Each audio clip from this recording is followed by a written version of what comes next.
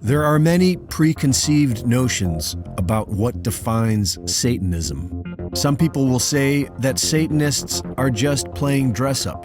Some say they sacrifice children, and others believe they have magical powers. But the truth is much more simple.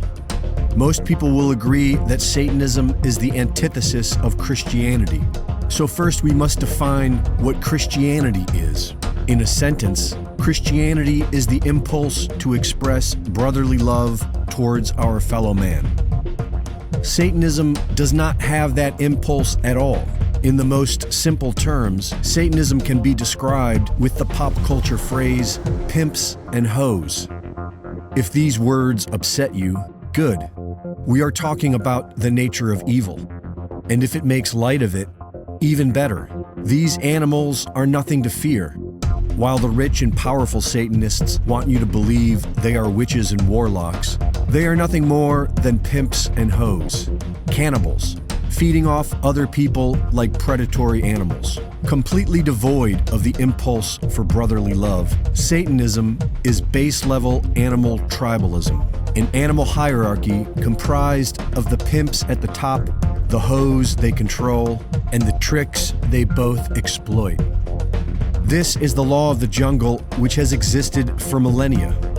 A survival of the fittest, dog-eat-dog world, where the nice guys always finish last.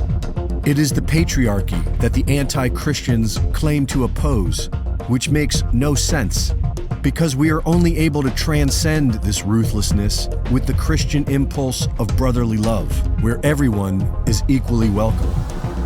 There is much talk about a battle being waged between good and evil, but this sort of simple black and white duality only exists in our mind. In reality, what's going on is a balancing act between our spirit and our body. While our spirit may be drawn to love and light, our body is an animal with innate animal instincts that cannot easily be suppressed.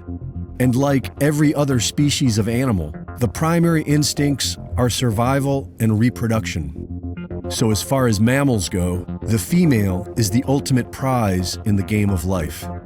A society built upon a Christian ethos of brotherly love is one that honors individual freedom, and the way to satisfy our animal desires for survival with brotherly love is through marriage and raising a family with some degree of selflessness.